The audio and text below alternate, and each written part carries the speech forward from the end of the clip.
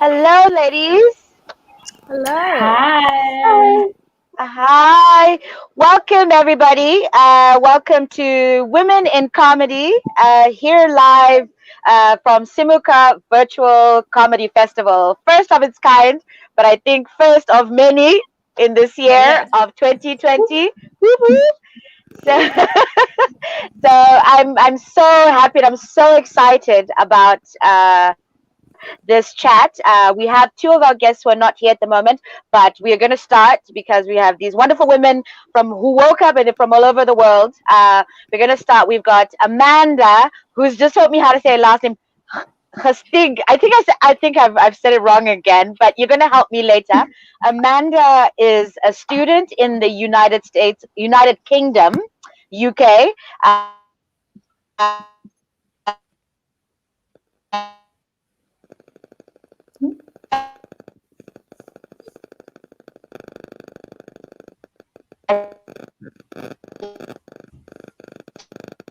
Did we lose? Is that correct? Can I say that correctly? Yes. Sorry, I think I lost you for a second. Are you here? Apology. Yes, we can hear you again. I think Maureen is here as well.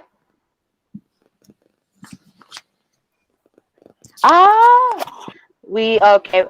Fantastic. Hello. Maureen. Lovely. Hello. Good morning. Well, from where I am, it's 6:30 in the morning. Hi.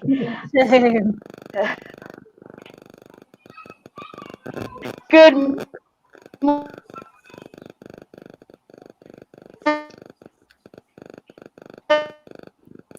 I'm good on my end, right? Everybody can hear me.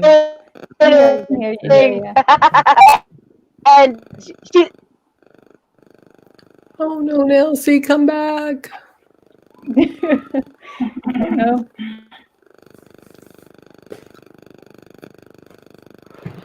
Oh. Everybody see everybody, hear everybody.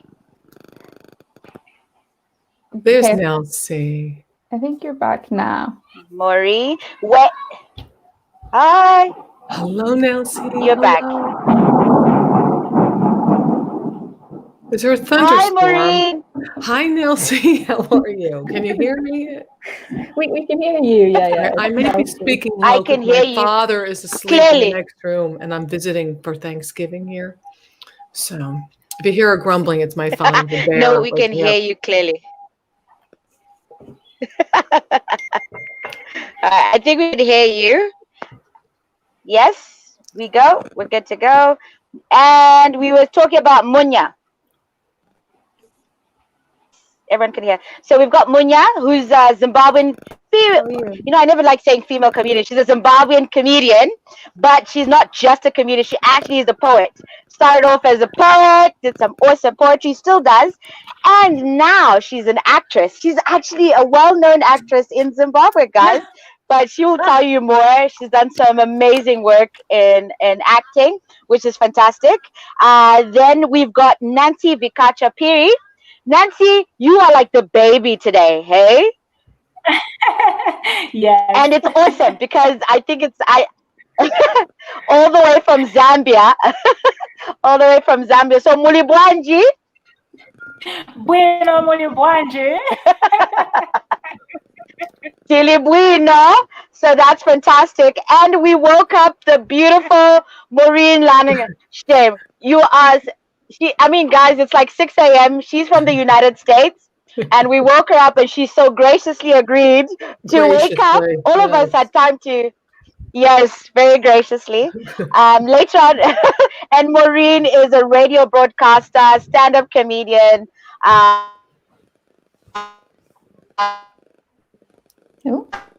And so much more if you could only hear it. You have no idea. I'll imagine it.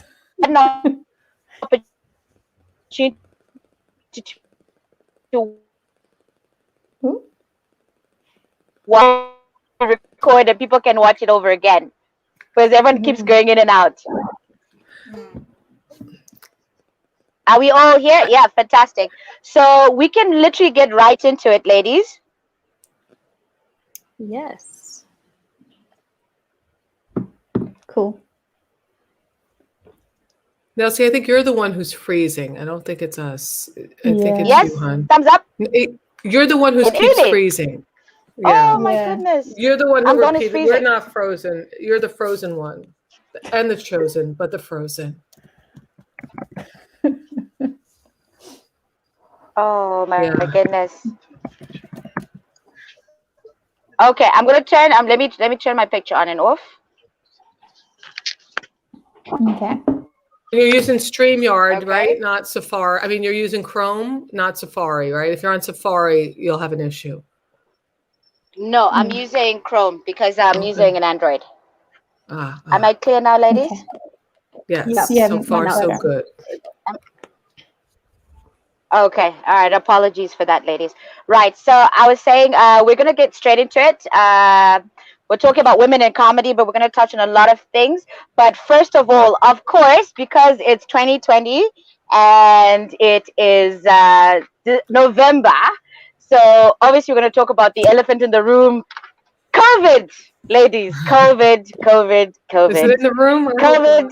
But hopefully not in the room with any of us. So we're going to talk about COVID. And I really want to know from you ladies, how are you? Amanda, I'm going to start with you. How are you? I mean, it's been a year. Being a student and being a researcher, your work requires you to go out sometimes. Sometimes you can do it from home. But I mean, how are you, ladies? So, Amanda, how are you? You know what? I'm doing all right. I was fairly lucky having done my field work in Zim before COVID started. So I'm just at the moment trying to write up my PhD and have moved myself away from the UK where my university is back home to Sweden to not sit all on my own in doing the writing. So currently with my family doing a lot of writing. So I'm excited to get a break to actually talk to some people again. It's going to be super nice.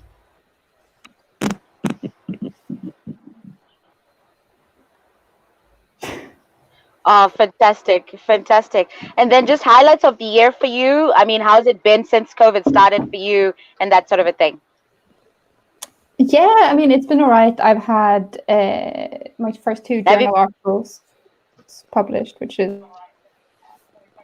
Young Career Academic, which are looking at stand-up comedy. So the first one looking at Trevor Noah's stand-up comedy and the second one looking at ZIMBABWEAN stand-up comedy. So those are the main highlights. And apart from that, I am very boringly, literally just writing at the moment. A lot of writing. Oh, fantastic. So this might actually be a very good environment for you, it seems, eh? In a weird way. Yeah, absolutely. Absolutely. Oh, very fantastic. weird way. No, that's good. That's good. Munya, you are actually, you'll tell everybody where you are because I think you're the only person I know who's based in another country who actually traveled out. So tell me, how are you? How has it been for you this year, being a stand-up comedian, you know, and where are you? Because I think that's pretty important because travel has been a thing this year. So tell us, how are you, Munya? I am in Nairobi. I am so excited to be here. Like, oh, sis, I can't. And you know, I remember like when like the world started opening up a bit. People like hashtag catch flights, not COVID. I was like, girl, we're gonna catch COVID. I've had, so it's a really short trip. It's just 4 days. So we had the test, and then basically like 2-3 days later we have to have another one, and my nose is just it's a violation. Like, it's a violation. It comes almost like between your eyes, and I'm like, well, why? But yeah, no, staying safe, staying healthy. Right now I'm in the apartment by myself, so I don't need to have my mask on. But it's like a bit sad because you want to take all these pictures, but then you're like, well, can't have the pictures if you've died of COVID. So put it on. It's really important to keep it on. But we're trying, and like, if it wasn't for the COVID, we'd be able to do more stuff because there's a curfew in Kenya as well. And I mean, like, it's like everywhere in Africa. Like, it's enforced, but with the little you can, like anything. So, but like, just budget-wise, it's best to be home before 9. I think the official fine is 20,000 shillings, which would be 2,000, I think. But you can also just give $5 and be on your merry way, depending on who you meet. But the year I was actually, like everybody's year, I feel like January, February, a little bit of March were like, things were going kind of. And then March to August to me is a complete blur. It's just one long memory of one long day. I have no idea what happened during that time. And then September is when I personally started leaving the house again. And things have really been picking up, and like, just busy. But it's nice. It's a blessing. Fantastic. And confirm, this is your first international show ever, like in terms of stand-up comedy, yes? Yes. Oh my God. So can you imagine? People, even over here, my friends are like, so you're a touring comedian. I was like, okay, relax. It's one city, one date in one city. Like, LinkedIn it's amazing. And, like, touring comedian. We're out here, we're doing it. I was like, how do you handle fame? Do I make a Wikipedia page? Is it too early? But apparently you can't make your own. So I'm like, so now I guess I have to like hire a publicist for one tour. I'm like, my brain has gone. I'm like, fantastic. Talk to my legal team. You know what? We need a lot of good news during this period. So congratulations. I think even if it's your first tour, 4 days, congratulations and enjoy it. This is awesome. Maureen. Hello, my darling. So good to see you. I am so happy to see. I haven't seen you since 2015. Yeah, do I have my dates right? When? I think it was 15. Oh my God! I loved meeting you and Carl and so many wonderful comments. It was fantastic. It was great. And you were fantastic. Very gifted. Okay, stop it. I'm teasing you. You guys are fantastic. I just went along. It was a really great experience. But being here, I'm in New York is where I live, but I'm actually in New Jersey at my parents' house because it was Thanksgiving yesterday. Yes. And but this COVID thing, first of all, Trump has everything under control. So I'm not worried. I know that he's taking good care of us.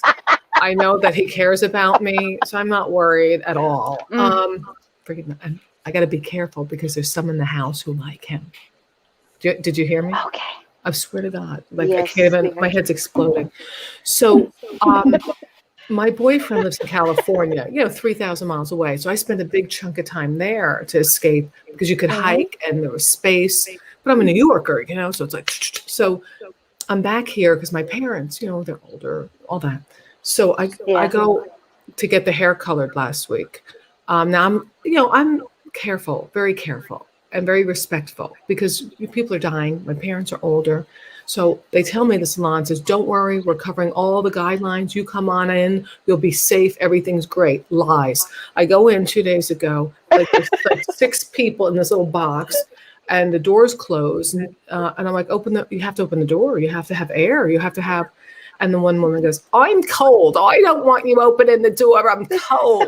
And I'm like, I know, but I don't want to die. And she's like, but I'm cold. So entitled New York, So she goes to me, you think the world revolves around you, don't you? You think it revolves? No, I think it's revolving around a worldwide killer pandemic. That's what I don't know. That's what I think is happening. But your body temperature seems to.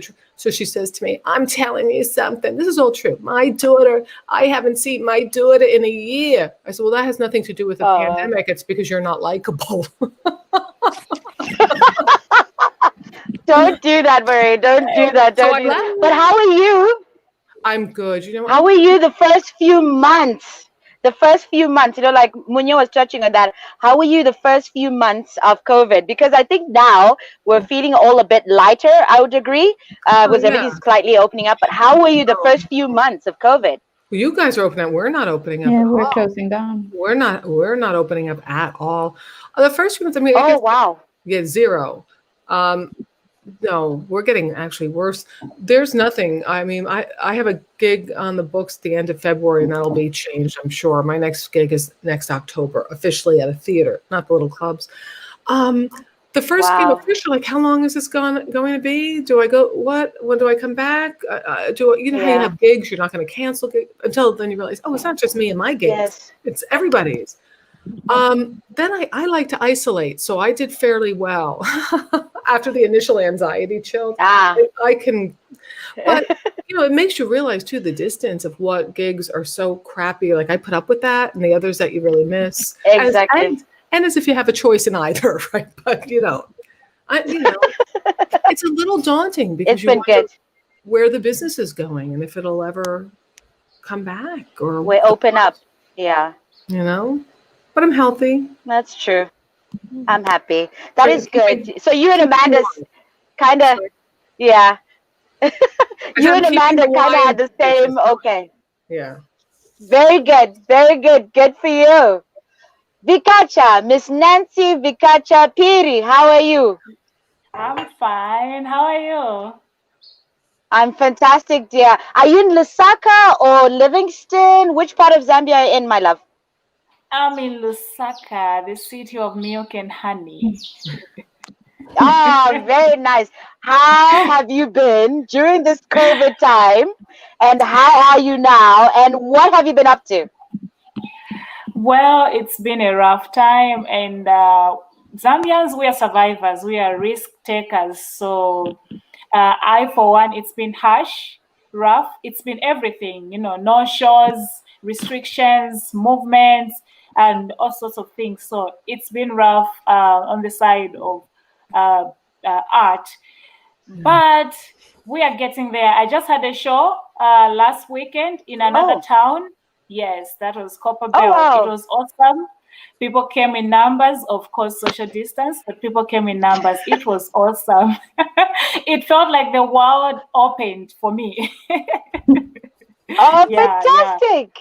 Yeah.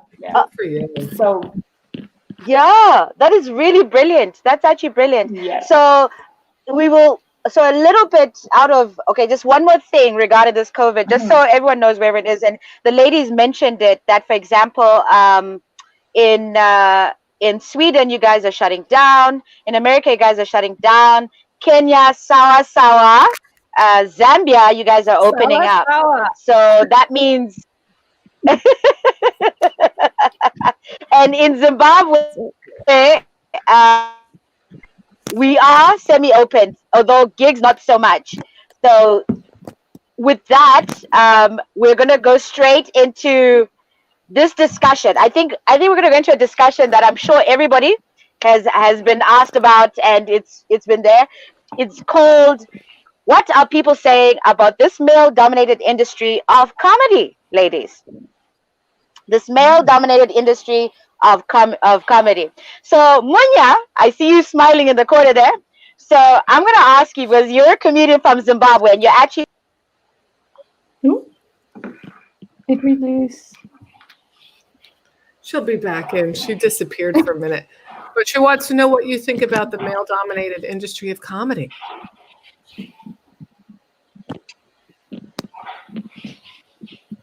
Guys, sorry I'm moving around. She was asking you what you think about the male-dominated part of comedy world. Does anyone want to answer? Oh, okay. I didn't know if you could hear me. No, you can go ahead. No, I was just telling you. I didn't know if you heard what she asked. Yeah. Yeah. You gotcha. Did any? Okay, I can take it up. Comedy in let me say Zambia, it's very well dominated by the men, and there is of course a misconception that it's a field for the men. It's a masculine kind of field as far as art is concerned. Women are more inclined to acting, I think. Yeah, seen women dominating the acting industry, appearing in series, in movies, there and there. But as far as comedy is concerned, we are a few, because society is looking at a woman in a different way because of the role she possesses in society and how she's looked at. So you discover that when there's two women in stage and the rest are men, well dominating and flying the flag of comedy higher.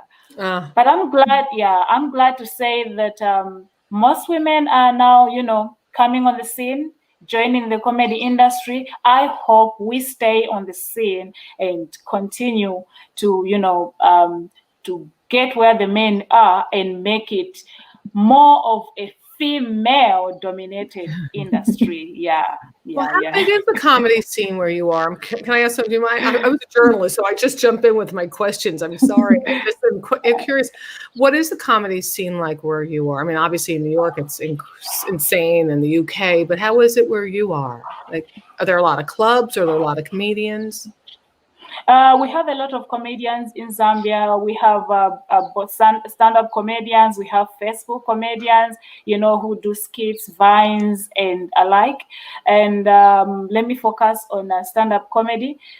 We have different crews where you find 5 to 6 people in this crew of comedy doing their stuff, and they have a name for it, and they have their own special arrangement where they would perform at a club, perform at a cafe, perform at a restaurant, perform at a place where people can easily go to in order to promote the comedy industry in Zambia. And when it comes to shows, of course, Zambians love comedy. They come in number, but it's a country that has a bigger population. So even though we have a lot of people filling up the spaces when you have comedy shows, we also have a big number of people who are not coming for the shows, who are waiting for something to be posted on Facebook. So it's it's. Yeah. Do you have like any regular spaces that you go to, or are these different clubs and bars every month, or is there like a regular space where you can find comedy in Zambia? I can't say there is a regular space, because we are trying to move from one point to another, one point to another, one point to another, making sure that if the people don't want to come to us, we go to them. So most of the times we maybe go to universities, colleges, giving out the students, giving them laughter, in order for them to take away the stress of books. And sometimes we will just book a venue, a very big venue, to accommodate everybody. And most of the times we find ourselves performing at cafes, where people come and chill if they are having a hard time or pressing issues and alike. So I wouldn't say there is a specific place where we do comedy from. We look at where it's needed and where the numbers will be. And also, we also look at some towns where comedy hasn't yet been taken there. We take ourselves there. Yes. Yeah. That's great. Yeah. Hi, ladies. My apologies. You're back. Zimbabwe does not want me to be great. But we do.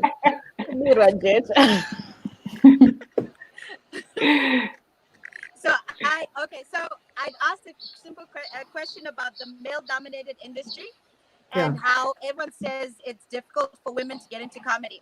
So I wanted to ask Munya to, since she's one of the first few female comedians I know who started in Zimbabwe, and I would love to know how that has been for you when you look at it as being a male-dominated industry. So like Vikacha said, it's most of the women in comedy are mostly in acting, so they're like really brilliant at skits and stuff, but they don't perform stand up as much as I do stand up. Like the roles are split. So it is I feel like sometimes there's some difficulties in just when you're talking to people on the perception, because they automatically assume you do a bunch of skits, and I do skits, but I'm also like, come to the show. Like what you're saying, like you're expecting something to be put up on Facebook, and I'm like, no, come talk to me in person. That's what I like. That's why I do this, because I just love to talk too much. Also, you pay money for the show, and I can pay for things, including the equipment you want me to have to shoot the skits you're expecting from me. Like that just fall out of the sky.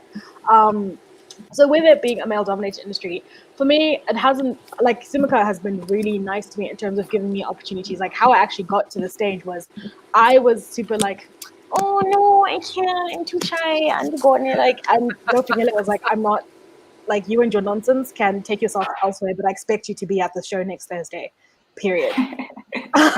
So really, like, I'm not even joking. He would just be like, okay, so I'll see you on Thursday after I give this like 30-minute monologue about how I feel insecure about doing it. So that was a really nice push. But I do feel a lot of the times is like, and I know it's like an entertainment industry thing. I do understand that, you know, there's a lot of like hurry up and wait, and like things don't go according to plan and stuff. But I feel like people, because you're the only woman there, people don't take into consideration the things you need. So for example, if we're finishing late, I can't do that because I'm a very rapeable human being, as opposed to all the rest of you. And like, or like if there's curfew and they're doing something, if we get arrested, you all will be together and be making decisions together, and I will be completely by myself in the women's cells.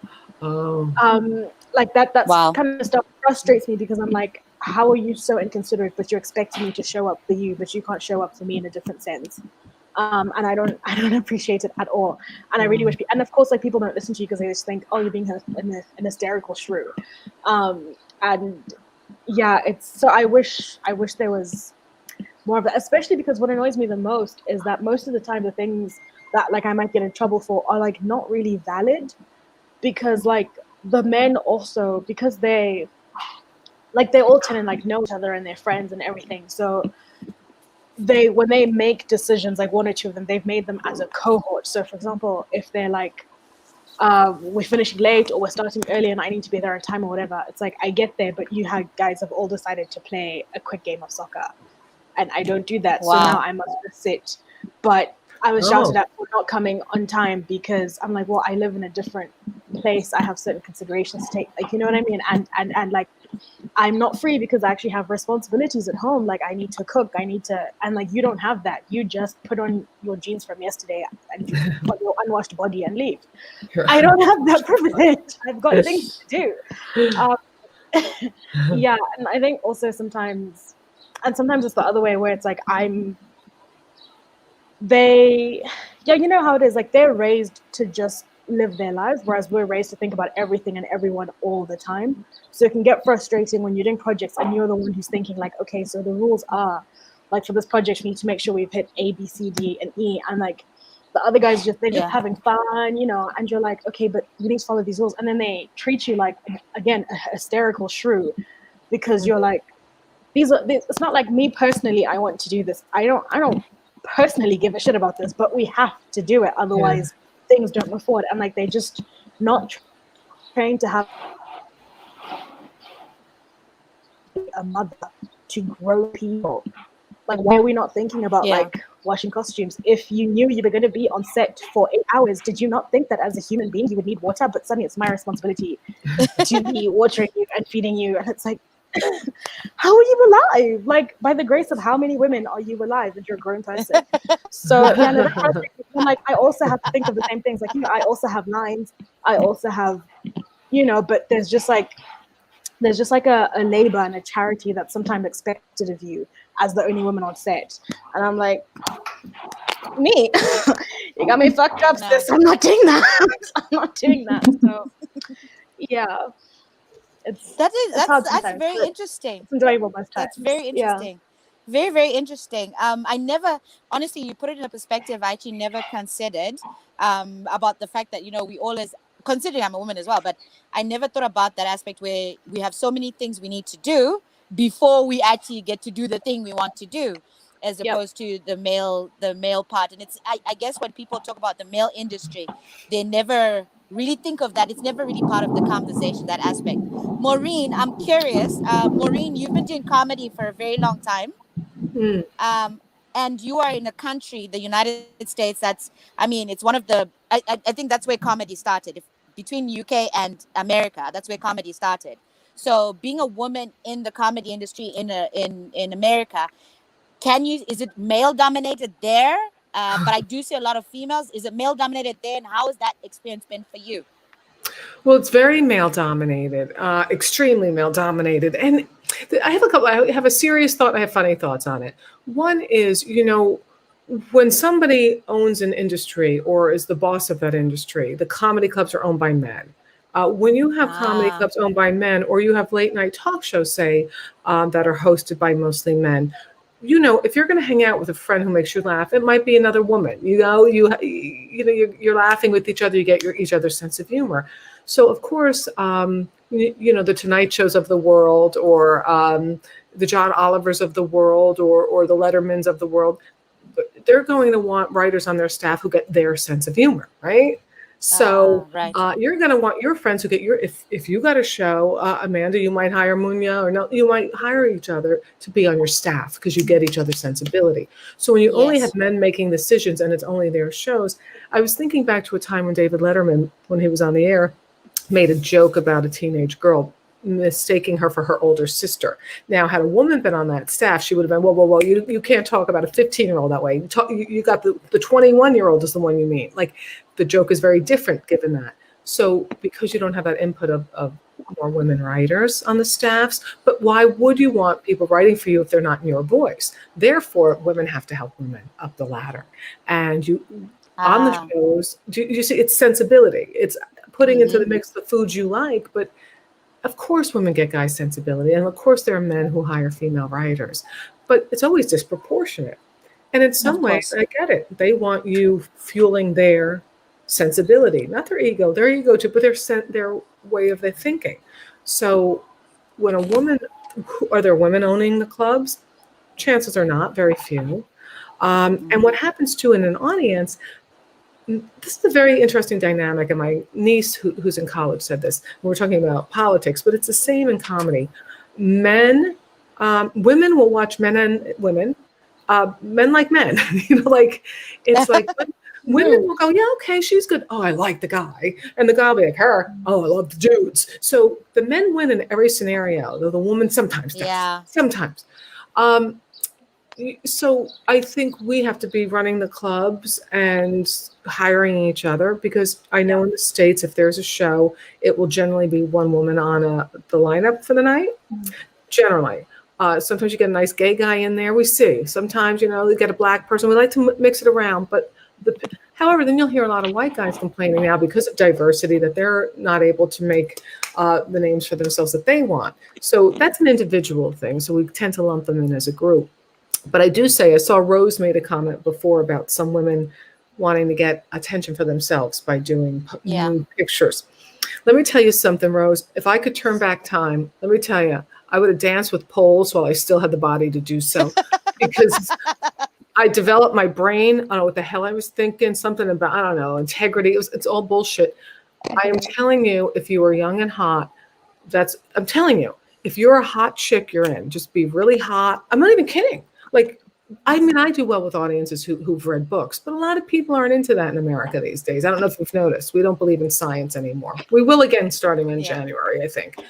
But I said to this young guy, and then I'll shut up. I'll let you guys talk. But I did wake up at 6 a.m. for you. So I don't want my parents to hear me. So this young kid came up to me after a show. Okay, so this is beyond the male or the female. This is about what do we value.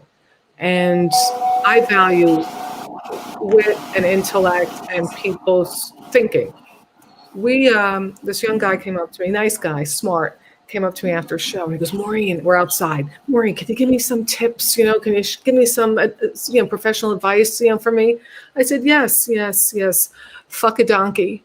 He said, what? I said, no, fuck a donkey. Just go out there, find a donkey, fuck it. Because this way you'll be the donkey fucker. You'll get a huge billboard all over the country. You'll be like headlining everywhere. Like, oh my God, we got to get the donkey fucker. Oh my, he's right there. And then I can open for you. How about that? That's my advice. Wow. Because sometimes that's what we've done. Oh, was I not allowed to curse? No. Oh, Feel free. Feel free. You're allowed. No. Feel free. But you understand, so that is a commentary Yes. on, rewarding The just, whole male dominating, yeah. or not even, just doing something crazy. Rewarding. Yeah, Very rewarding disproportionately things that one might not always value. Fucking a donkey, Wow. just get a gig because you pose nude. Like, that's not what comedy's about. But is it? That's interesting. That is actually very interesting. Amanda, I know you've done quite a bit of research, and in your research, you did talk to a number of male comedians. I wonder, did you manage to have a chance to talk to some female comedians? And did the topic of the dominance of this industry being male come up? And was there something that may have struck out for you from female comedians or women in the comedy industry that you'd love to share with us? Yes, I did get the opportunity to speak to some female comedians. Obviously, with it being a male-dominated industry, there were fewer female comedians to talk to, unfortunately. I think there are two things that struck out to me, really. One being, which I think is sort of being picked up on as well, the difficulty sometimes for female comedians with the audience expectations. So audience tending to expect fun. They're a bit more uncertain about whether or not women will be funny, and people have had experiences, not that I talk in Zimbabwe, but in Scotland actually, of audiences just leaving because it's a female comedian coming up and they don't expect them to be funny. So I think there's that audience barrier as well that can be more difficult for women before they've established a name, so that the audience knows who they are. I think the other interesting aspect that sort of jumped out at me in my research was this idea of stand-up comedy actually as a space of empowerment. So that once you've actually got the audience with you, it's a great platform to be bridging the gaps of power in society in terms of who gets to speak to whom and who has the voice to be heard and who is in charge. And for women at having that platform sort of step up and getting that power that in all societies otherwise they might not. Oh, great point. So I think those are the two things that I found really interesting in regards to women in comedy in my research so far. Oh, fantastic. Wow. That's actually very brilliant. I love the fact that from that research, what's coming out is that aspect of women empowerment, not in they just need a platform, but creating our own platforms. And I guess that's in line with what Maureen was also saying, that if we create our own platforms and empower each other, it's not just, I don't really believe it's doing like a women's movement per se, but I think that's the solution. It's finding solutions to this. And I love that angle of it's in a woman empowerment aspect. So here's so what I wanted to comment. But can I just say something here before we move on? When men help each other and create business, nobody's going, whoa, male empowerment. Exactly. Man, we're just women hire each other, for God's sakes, and let's build our own damn products and make it great. And we just happen to be chicks. Exactly. That's it. Exactly. Sorry, Exactly. I love what she said. It's brilliant. Yeah. No, it's lovely. I'm super excited. That's fantastic. I'm actually more excited now about reading more of that paper because I think that was brilliant, Amanda. Vikacha, I'm going to ask you just briefly before we go into the next topic, because you're in Zambia, and I know there are even less women comedians in Zambia than there are in Zimbabwe, if I'm not mistaken. So how has that been for you? And you started like in 2018. How has that experience been for you? If you could just tell us briefly how that has been for you in Zambia. Well, it's been quite tough because we have people looking at female comedians as comedians who are not funny. They have nothing to do. Maybe they have no chores to do at home. And I've had an experience before where I go on stage, it's my turn to perform, and I see a few people walking out because it's a female comedian on stage. Wow. And they say, I'll come back when there is a male comedian on stage, which is really a very bad thing, because it kills bravery, even to some other female comedians who would want to join. So, but slowly they are receiving, the new kind of gender in the comedy industry. As when it comes to the male comedians themselves, they are very welcoming. I have found warmth in when it comes to working with them, helping me build my material, my stuff, so that when I am on stage, I'm so comfortable and I know what I'm doing. So the issue is really with the audience. And very disappointing enough is that most negativity comes from my fellow women who think I have nothing to do. You see, because I expect my fellow women to be in the forefront and say, yes, go girl, kill it. But they're like, what time is she finishing? Yeah. So you come with a negative attitude, of course you won't have anything positive out of it. Yeah. Of course. Wow.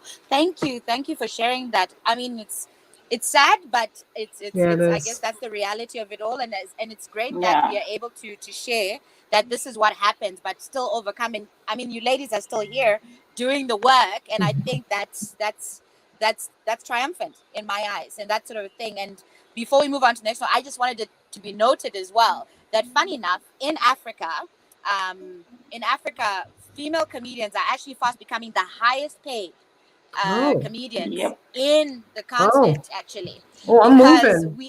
It's really good. There's some really key women in the industry that are doing amazing things, and they're well sought after, and it's well, I want to make money. Come back. Tell us more. Teach me to fish. Give us the blueprint. Yes, exactly. All right, someone's gone. People have gone off. All right, we're good. All right, cool. So what I wanted to get into, is everyone still here? Yeah. What I wanted us to get into was obviously having discussed about the male-dominated and the issues you've brought up, ladies, about people walking out while you're performing and everything. I want to discuss our mental health in terms of how we are actually handling this when it comes to having to deal with being comedians and the things that come at us. Can you hear me? Yes, I can hear you.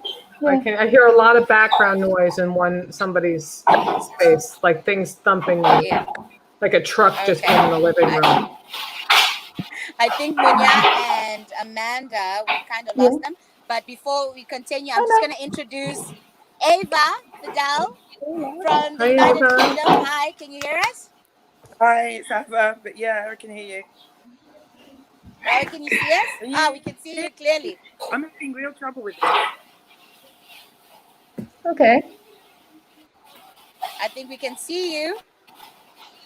Can you hear me? Because I'm having very clearly. Yeah, we can hear you. We can hear you. There's a lot of banging, like someone's banging pots and pans. Yeah, someone's got pots banging. Yeah. Is it me? Okay. Do I have pots banging? I think it's you. Okay, so we'll continue, and hopefully the other two ladies will be able to rejoin us. Yeah, we can hear you. We can hear you, Okay, so Ava Vidal has been in stand-up comedy for a beautifully amazing time, and she's an activist. I know you are. You're a speaker. I've watched you do some amazing talks, and you've been a stand-up comedian, and you've just been an inspiration. And I remember we saw each other also at JICF, when I last saw Maureen. It was like 2015. Yes, Ava. Say again. Do you know what? Sorry, I can only get this on my phone. It's really couldn't get it on my laptop at all. What did you say about 2015?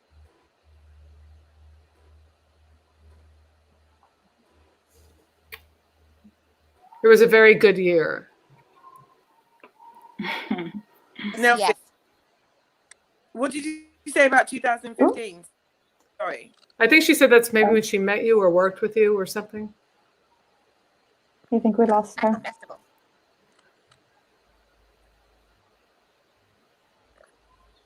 Oh, the Rona. Yeah. Oh, How is everyone? All right. yeah, we're good. How are you? Good to meet you. Has there been any work Okay. going on? Are we back? Yeah. Okay. We're back. I'm back. All right. Can you hear us, Ava? Nancy, you can hear us. I know, Maureen, you can hear us. Yeah. Yes, I can. yes, I can. All right, cool. So while we still have network, I think let's just go into we'll touch base. Let's go into the mental health I was talking about. I was saying as ladies, and I'd love Maureen if you could take this for us. Oh, mental health. Mental health when it comes to being in this industry, the stuff we have to go through in the industry, and just being human in this industry. Yeah, You know, taking yeah. when people say things. How have you managed it from a mental health perspective? Just being, I don't want to say woman in comedy, but I'll say it because that's what it is.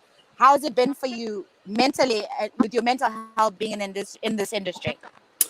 Well, I think when I came from a broadcasting background and started doing stand-up 20 years ago, and I still do the broadcasting, I was surprised by this. I really was surprised by things that people would say to my face. And you could say anything. We're comics. What you hear in the back room, you're like, all right. But I remember I walked into the club one day and some guy said, oh, look, another, and he called me the C word. Wow. Yeah. He goes, oh, look, they have 2 C's on the show. And I'm like, Wow. oh, that's awesome. That's just so great. And I could have ripped him, but he was doing it in front of the guys, and I don't know that crew. I could have friggin' slammed him, ripped him, chewed him up, and spit him out. But I didn't. So I kept going. Then we go on stage, and a year or two later, he goes, how come you never talk to me? I go, oh, because you called me the C word. And he goes, I would never do that. And I go, oh, this might be hard for you to believe, but I've only been called it twice in my life, so I tend to remember the 2 times. Wow. I'm like in a freak, like, but that aside, male or female in the comedy business, at least from the States, there's a huge abusive side of it. I always say the bookers are on their way to and from rehab. You know what I mean? It's either you catch them on the way in or you're catching them on the way out. This isn't like when I was a broadcaster, people, they weren't like, hey, that coffee, you don't get coffee. When you're a comic, they're like 50 cents for the coffee, or just the way like the places they'll put you up and you're like the garbage is right outside the window and there's rats. Like, what is this? Or if you want to treat yourself nicely, like, oh, you get chicken wings or potato skins, lady. I'm like, well, I just would like a healthy salad. No, the salad's $20. I go, give me the fucking salad. But the thing is, like, it's more of the chipping away at your being. Yeah. So part of the it's just, and then some gigs are magic. You're like, this is lovely. This is God-given. I'm meant to be here. But most of it isn't like that. And I think part of what this virus has taught me is how at times abusive it can be. And to figure out how I want to dance with that once this starts opening up again.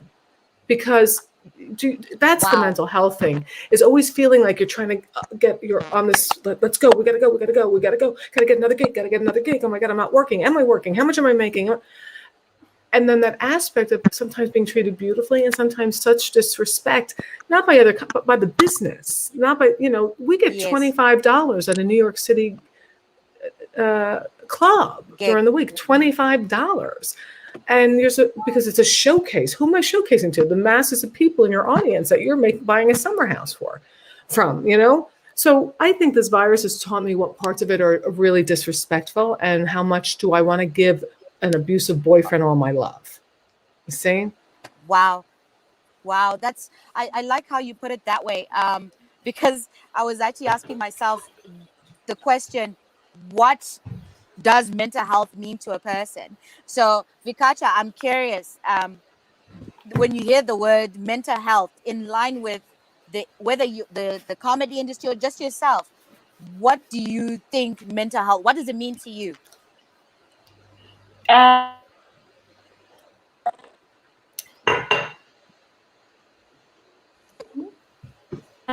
Hi, Vikacha.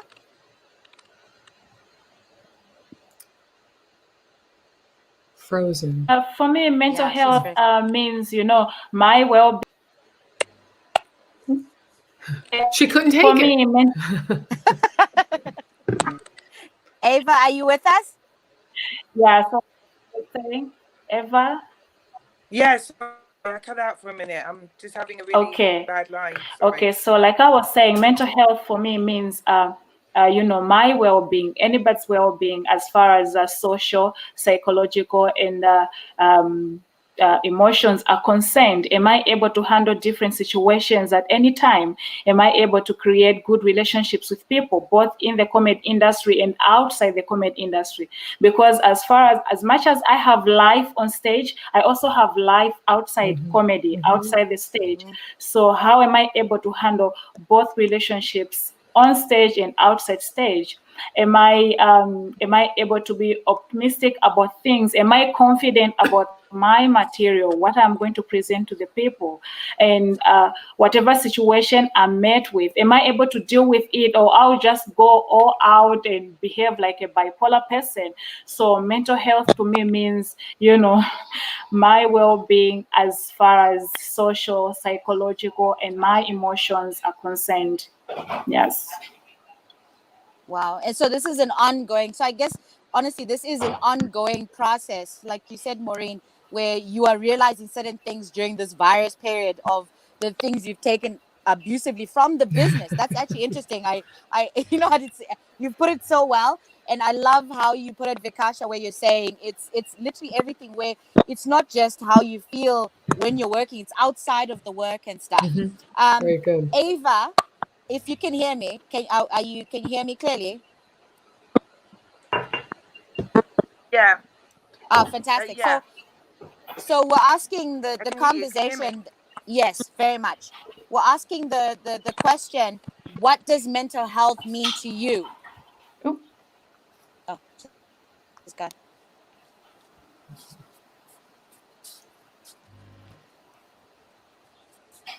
I think it's the. I think we lost her. Yeah, no, that's okay. That's all right. So I'll ask you ladies, Maureen and Vikacha. So in line with that, I was thinking about social media and comedy and everything going on.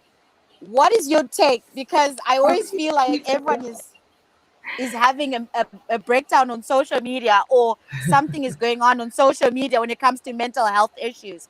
And being a comedian, having to balance out these things, What is your take, Vikasha? I'll let you go first, on social media and mental health. It's like, social media is the greatest influencer of negative, everything. So when it comes to mental health, it's like it's one of the platforms that will bring in the symptoms of a mental health illness if you're not able to handle, the different opinions, views from people. I've had experiences myself where I broke down, but because I was surrounded by positive friends, they would tell me, no, you have to keep going. I posted a video and I had some people commenting, instead of focusing on the video, they focused on how I looked. So they said, you are ugly. The foundation on your face looks like a gravel road in Kasama. There's a place called Kasama. It was very, very hard for me and very harsh.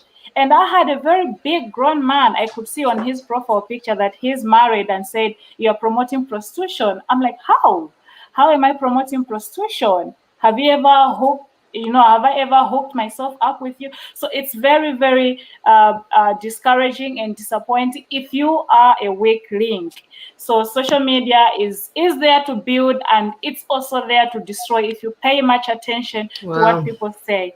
So as a comedian, I feel like I am there to relieve people from their stress. I should post something funny, to make them laugh, to forget about the bad day they had at work. But the very person who had a bad day at work will come in and say a negative stuff about my material or my content or whatever I have posted.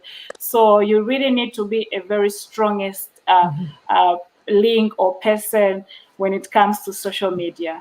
Yeah. Wow, Maureen, what's your take? I mean, you're on social media. You've got your radio. I don't You're not only on social media. understand social media.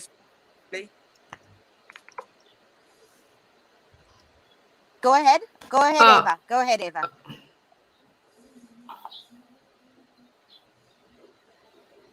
Ava, go ahead. I don't really have social media stress. I don't. I'm speaking. Can you not hear? We can hear you. Go ahead. Yeah, we Can you can. hear me? Yes, we can. Hello. We can hear you. Go ahead. There's a lot of social media abuse, but I don't get a lot of social media stress. I'm speaking. Can you hear now? Yes, we can hear you. I was saying, can everyone hear me? Yes, we can hear you. I'm saying I get a lot of social media abuse, but I don't get social media stress. I just have to give up on this in a minute. Keep going. It looks like you're frozen, but we can hear you. I get a lot of social media abuse, but not a lot of social media stress. I turn it off, and it doesn't affect me in the bit. I get piles of it because I do a lot of activism on social media as opposed to comedy.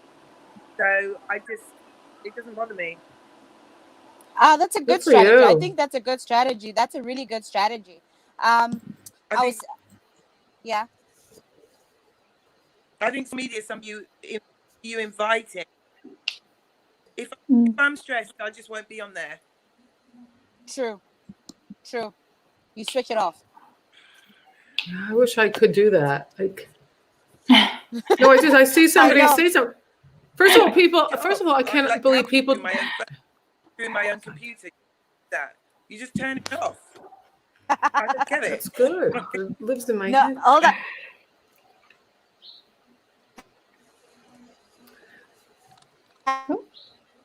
I think for me, the biggest thing with the social media is that people don't get sarcasm. And then I have to hear this ridiculous response. Hang on a second. Work in your business.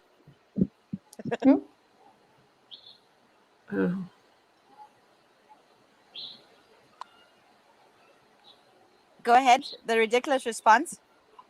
Oh, I'm just saying people don't get sarcasm. So you're putting something up there sarcastic, or like, for example, I said, oh, I will be here with you folks, in Africa today. I go, sorry, it's not Poughkeepsie, folks. Poughkeepsie is not a place you really want to go. And then I have to go, that's sarcasm, just in case. Like, people don't understand sarcasm, and it makes me feel so lonely. But the thing is, you want to put up something that seems innocuous. And like Vikacha's saying, people come back at you. You're like, what the hell? Are you not getting the connect? Like, people want to find problems even when you're trying to connect. And then I don't want to hate people. They make me hate them because I start out liking you, and then I got to read what you just said to me. Now I got to hate you. I'm a victim. So it's just like, I wish I could be like Ava Gover, but I get like another thing. That's, I don't want to, that's the whole thing. It's hard to connect. Sometimes it's beautiful connection. That's how Nelsie, you and I keep in touch that way. But there are some people you go, whoa, I can't, Yeah, no, true. I mean, I get that, and I guess it's how you engage with social media. And I guess it's a topic that a lot of people have spoken about for a very long time. Someone said, there was no manual given to us when we got social media. So all etiquette, all nothing. There's nothing out of bounds. You know what I mean? Literally, when it comes to social media. But it's interesting how everyone handles it. I love Ava's version where she says, "I just switch it off." I mean, I switch it off. And then you've got what Vikacha is saying is that it's so unfair that you're trying to make people happy, and yet the very people you're trying to have a good day, they turn on you. And then, and like you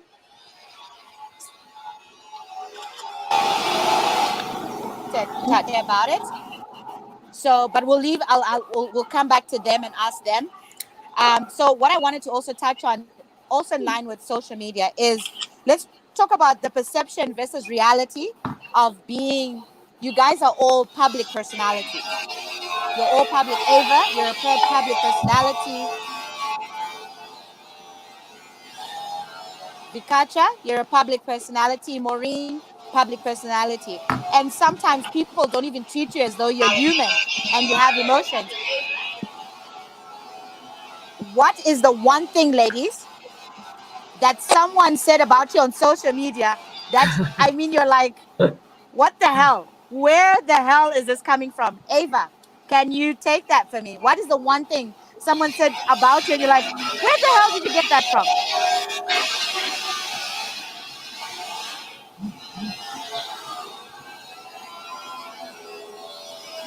Ava? I don't think she's there. Vikacha, can you take that? Okay, yes, I can. Like I said earlier, there was no connection between my foundation on the face and the video I posted. So I think it was very, very unfair for someone to come out and say, you know what a gravel road is, right? You know, it's dusty and the saw is like brownie. Yeah, so there's such kind of foundation. So somebody made a comment to say, just sit at home. In fact, your foundation on the face looks like a gravel road in Kasama. There's a town called Kasama. I'm like, where is the connection? Why are you talking about my face, my foundation? The focus should be on the video, the message I'm trying to send, the laughter. If you're not able to laugh, pass. And then also the other man, the full grown-up man who said I was promoting prostitution. How? How? I didn't put any number to say for a hookup, call this number. Or look, I'm wearing a miniskirt. If you want some good time, call me. My name is Nacha. I didn't say that. So there was no connection. So I don't know why a full-grown man, married for that matter, because yes, I visited his profile and I was very disappointed at him. I was glad that there were a few women who would come out and say, learn to support your fellow women, but the majority of women were so much against me doing anything related to comedy and posting stuff on social media. So most of the times I would prefer going to perform on stage than posting stuff on Facebook. Yeah. Understandable. Maureen, give me one thing that has been said about you and you're like, what's the WTF? Where the hell did that come from? Well, first of all, I support all of you, just so you know, and I would do anything in my power to raise you up. So all of you. I think it's more politically, like with this whole crazy Trump stuff. You get to see the ignorance and the things people say to you, and you're just like, they'll go really dirty, people. If they can't speak to you on an intelligent basis or have facts, and people don't do the research. That's, I think, the stuff that's come at me when people are just like so intensely inappropriate. But also, too, I've had people say things about me about, I'm a lot more sensitive than I think some people would realize. And I'm not always on. You know how comics are always on? So when I see somebody just belittle, oh, that wasn't funny. Okay, well, you don't have to think it's funny. Move on. Nobody's ever thought I was a prostitute, sadly. I've never had that, unfortunately. That was a joke, sarcasm. Nobody's ever thought I was a prostitute, Yeah, it's just more the Trump stuff. That's really where people are coming at you and you're like, wow. And the ignorant things they say, that's what's really shocked me. And coming at me, you're a commie, you're a liberal, I don't know, whatever that kind of stuff. Yeah, no, I can imagine. And then in line with all of that, are you okay? Like, how are you now? I mean, are you ladies okay when people do that? I mean, I guess we have to work through it. You know what I mean? I hear you, Vikacha, but are you okay? And I guess that's the reality we want people to know, is that the perception is that you can take anything. That's why they say these things, right? I would think that's why they do that. So my question is, and I'm asking this question so people who are watching and, when they're talking to people online, I'm asking you, are you okay? It hurts because that's the reality of it. As the reality of it, are you okay? Well, I would say I never used to be okay with such, but now, I'm okay. I'm on the go. I do what I love. And one thing I discovered is that such people are frustrated. They have, frustrated background, frustrated homes, frustrated issues at work. And I won't let their negativity affect what I love. So I move on. Most of our celebrities in Zambia, musicians inclusive, they have, developed a trend of you just make use of a block button. You forget, you move on. That person will never comment again until you learn how to respect other people's jobs, because it's my job. It's a job. It's my profession. So I wouldn't have someone come and insult me. I can't walk into somebody's office and insult him to say, you didn't count the 100 kwacha so well. You must be stupid. That 100 kwacha looks like it's from Kasama. Hey, your face looks like a graveyard when you're counting money. No. So I wouldn't want someone to come and looks like a graveyard when you're counting money. Cool. Let those who love my work love it, appreciate, and those who can't, find something that you can love. Yeah. It looks like a graveyard when you're counting money. I know. Exactly. I love that. That's a nice clap back. Maureen, are you okay? Love? Am I okay? Yeah, because look at this. If this weren't social media, I wouldn't be with you ladies, and this is freaking great. I think this is awesome. I don't give a shit if somebody's with me on Trump or not. And I'm a strong woman, and you want to rip me, I'll cut you. I don't mean cut you like that. I mean, I'll cut you out of Facebook. You're out. Bye-bye. Bye. See ya. Cut, dead, gone. Oh, I thought this was a place for different opinions. No, it's not. It actually isn't. It's like, I'm the head writer and come on board and support what I'm doing. No, I'm the boss of my show. But you know what? I think it's great because I wouldn't be with you guys. And also, you and I have stayed connected through it. So I think it's a gift. And those are the gifts I'm staying connected with. The rest can all go fuck themselves. That we take, yeah. Yeah, it's true, right? I'm fine with it. You get tougher. You get like whatever. Though it is jarring when somebody you thinks a certain way and they come at you. You're like, man, that's too bad. Do I have to deal with this? Yeah. Yeah, but this is great. See, we wouldn't have this. So. I think just for the perspective, I would give it, having been a person who manages a stand-up comedian, male albeit, but I'm very funny. Yes. Yes. So I do find when I'm having to look at his social media spaces that it's sometimes ridiculous, some of the things they say. And sometimes I'm sitting there and I'm like, oh, they'll say he's somewhere where he's not. And I'm like, but I'm here and I see him. And it's just crazy. I think one of the most ridiculous things, and I guess being a woman, and I'll say from that perspective, which was funny, where someone said they saw Carl. For those who may not know, I manage him and he's my husband as well. So someone said Carl was in some capital city and he was prostituting himself, like he's a slut of note. And it was so funny. We shared it in our family group and everyone was laughing about it. So, because they're like, we know he's nowhere. We know he's all the way in Victoria Falls, in a small town somewhere in his bus. So that whole reality versus perception with what people say has been incredible. But like you said, I will agree that what makes us better is that we meet like this. I get to talk to you and meet you and that sort of thing. So that's what makes it good. And like Vikacha said, you get to do what you love. So regardless of all the bad things, the upper part is actually get to do what you love. Let me see. I'm seeing Ava is back with us. Can you hear us, Ava? I'm having such a bad time with this connection. Sorry. Yeah, I'm here. You know, you might need your headphones. If you put headphones, like the headphones will be clear for you. No, I haven't got those kind of headphones. I've got Apple headphones. I haven't got any ones. Sound better. Okay. This is better. I managed to get it onto my laptop, so this should be better, right? It seems better, yeah. Yeah, much better. So, okay, we've touched on a couple of things. So we're still talking about mental health, perception versus reality. And I wanted to ask you, what is the one crazy thing someone has said about you on social media that you are like, guys, really? Actually, what the hell?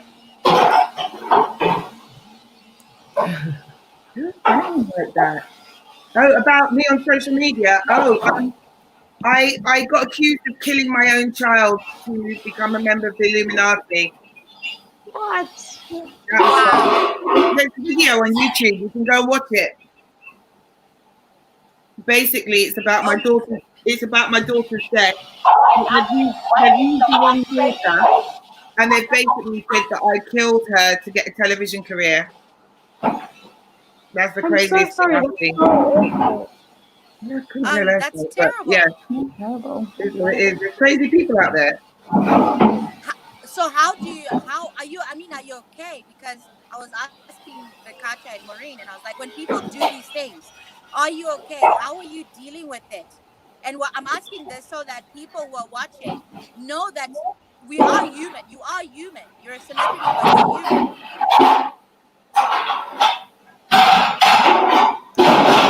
human. Who's cooking a very big lunch? What's happening? Okay, so I'm not going mad. It's not just me hearing that. What's your question, Elsie? Sorry. My question is, in light of people saying all that nonsense, are you okay? And how are you dealing with it? I'm absolutely fine. I don't care. Honestly, I think the best piece of advice I've got is like RuPaul says it recently on Drag Race. What other people think of me is not my business. I don't care. Such a weird thing to do. Make a video and say someone killed their kid to be on TV. Like, honestly, if I did that, I'd expect to be a little bit more successful. Like, really, I've done that. Like the comedy part. Really, come on now. Yeah, that's definitely worth a book and a movie deal for sure. Exactly. I mean, for sure. I expect to be turning out the Royal Albert Hall if I've done that, but no, I just don't care. I'm a black woman. People have been lying about me since I was 3. I don't care. Wow. That's honestly true. Okay. I was like a baby and people were accusing me of giving them dirty looks. Jesus. I was 6 months old.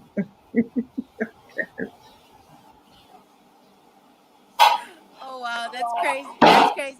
Okay, so let's go back to comedy, ladies. Let's go back to comedy. And I am curious, what topics do you guys like to, I mean, obviously the topics are diverse, but what are some of the topics you guys like to talk about in your comedy? I will start with you, Ava, because we haven't had much time to sort of the audience to get to know you. Tell me, what are your favorite topics? What do you want to talk? What do you like talking about? Every single crazy thing that happens to me and every crazy person that I meet. I just talk about what's going on around me and assess that and ask out loud, am I the mad one? What's going on here? So yeah, it's just like, and social commentary, of course, race, sexism, that kind of stuff.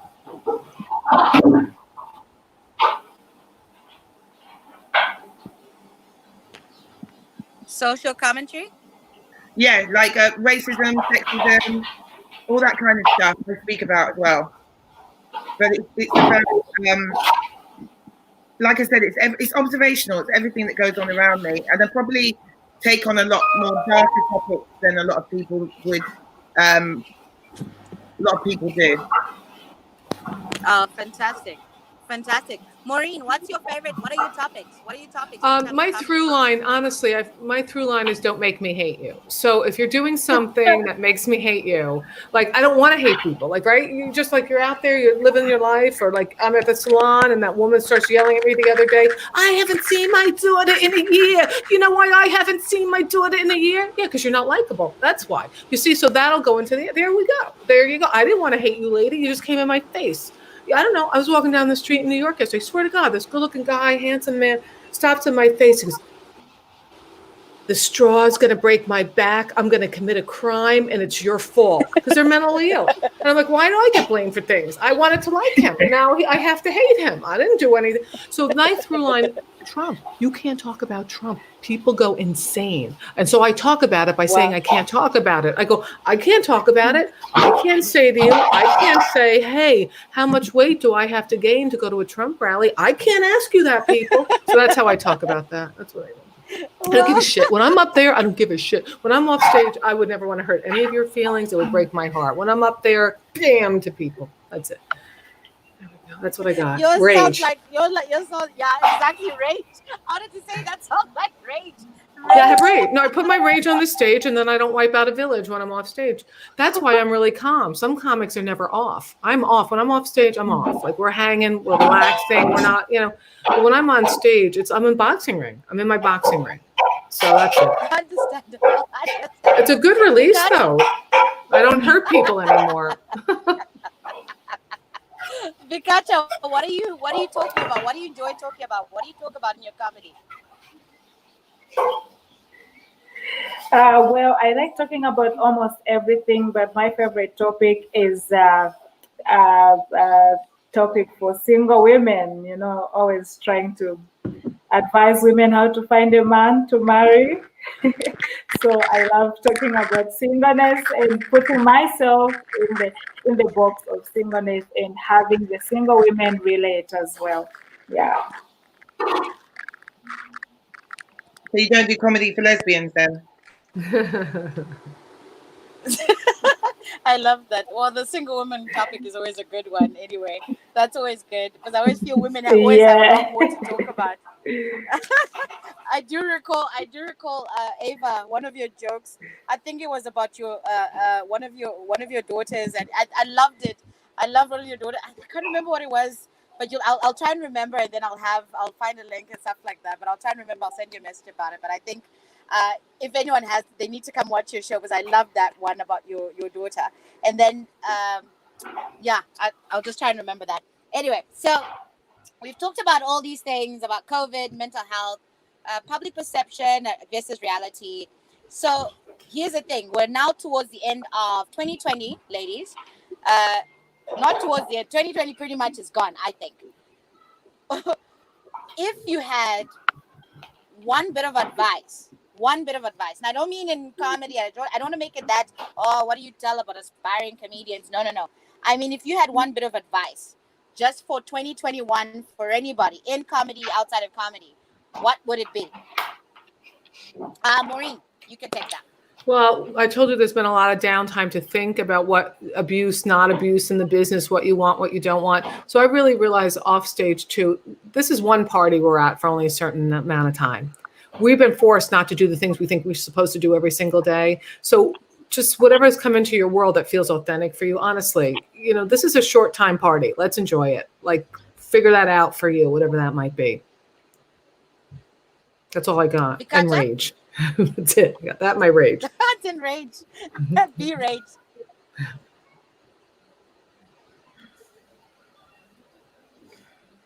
Okay. Am I supposed to take it? Yes. Take it away. Vikacha? 2021. Yeah, advice. What is it? What is it going to be for anything? Not necessarily in comedy, but just since we're coming out of 2020, what's our advice for 2021? Okay, 2021, I would say let's all do what we love. I mean, forget about, don't mind the negative comments, attitudes, views from people. People always talk. If you eat 3 meals in a day, people will talk. If you go to the toilet, spend 1 hour, people will talk. If you come out in a second, people will talk. So people always find something to talk about. So do what you love. Any woman who wants to join the comedy industry, be brave. Come and join us. Don't worry about the people. They always talk. The only time they'll stop talking is when you die. Because on your funeral, everybody will come, those who love you and those who hated you. And those who hated you will be in the forefront, saying good stuff. She was a very nice person, she did this for me, and I'll miss her. When their point is actually to have a meal at my funeral. So, yeah. So it's okay the way. I just want to check, ladies, if you'd allow me. I see Amanda and Munya there. Their pictures may not be there, so I'm just going to call. Amanda, are you there? Are you still with us? Yeah, I'm still here. Oh, Munya, you're there? Yeah. Oh, wonderful. Sorry, ladies. You know what? I couldn't see your pictures at all. So I just thought you didn't like them anymore. No. Like, Do you know what? not asking There's so them many anything. No, they're pertinent things that I wanted to ask them. I'm so happy. It's just been going on and off. So even from my screen. So I'm gonna give you Amanda and Munya, I'm gonna give you this. So I wanted to slightly go back because I think this is going to be really important. I want to go back to Munya. This is for you.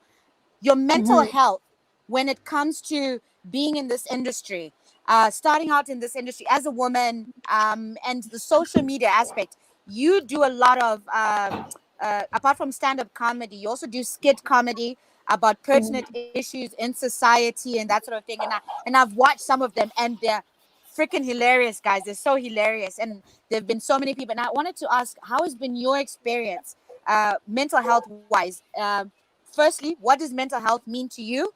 And two, how have you been dealing with that in this current economic situation in your country, having to do skit comedy and what people say about you online?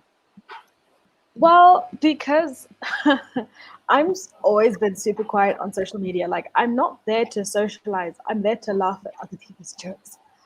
Like anybody who's like putting their, I'm just quietly mute because I'm here to laugh at the memes. So actually, like, nobody actually knows my socials. Like, they haven't really changed much. Also, the other thing is, like, I think maybe on Twitter, I think one day a friend tagged me under a video, and then I got like 10 new followers, which was like really amazing for me. And then like 7 of them were clearly like intelligence officers. So that's a little bit worrying. But in terms of I meant, like, nobody's really said. It was just one time when I did a video.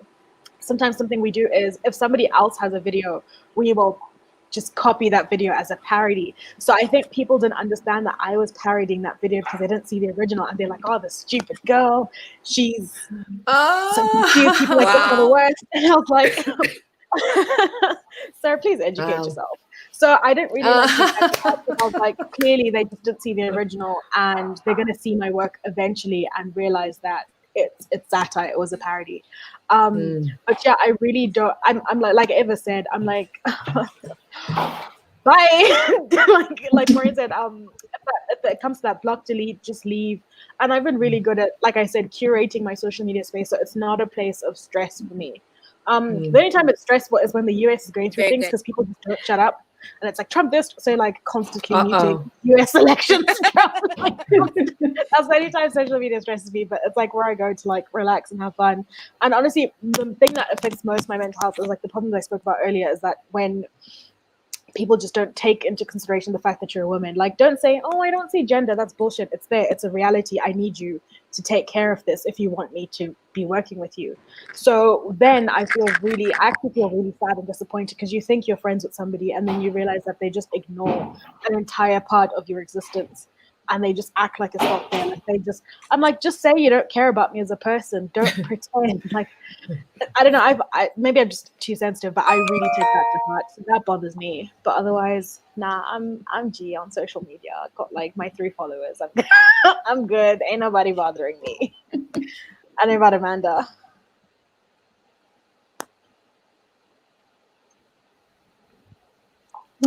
Oh my! Can you guys hear me? Yes, now we can hear you. Okay. Yeah. All right. Yeah. I know, Amanda. How have you? I mean, as you know, an academic, I avoid social media as much as I can. Wow. But what's your paper though? How do we read your paper? Oh yeah, so the paper I've done is, well, the one that they're talking about is on Zimbabwean stand-up comedy, and it looks at resistance to representation stereotypes. So you can find it on, it's an academic journal called Global Society. So you just Google Global Society and Amanda Kjellstig. It should. How do you spell? Oh, okay. I don't know how to spell. Yeah, no, KALLSTIG. I'll look it up. Okay. Look it up. But yeah, it draws on my interviews that I did with. Hi. Zimbabwean stand-up comedians over the past few years, 2 years. I've been there for approximately 4 months to talk to them about their experience of being stand-up comedians and how it is being a stand-up comedian in Zimbabwe and as a space of resistance and empowerment. So it's been super interesting. So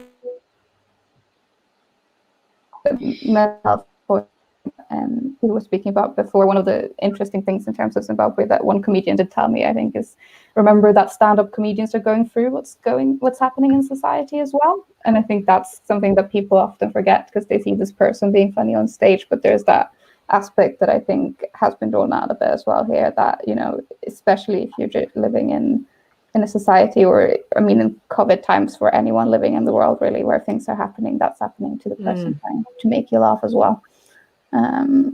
That's maybe something to consider sometimes. Do we have Nelsie back? But you were talking about that. Can I comment on that? Is that okay while we're waiting for Nelsie to come back? Yeah. Amanda goes, it's so funny because I'm so used to being a journalist in a talk show. So I'm like, oh, and follow up. I get excited when I hear what people are doing. But, you know, we were talking about, like, I had a comment for her, Nelsie, when you talk about like how it affects all of us. And I think that's why I talk about my rage on stage, because it's a collective release of anger, of hopefully a connected.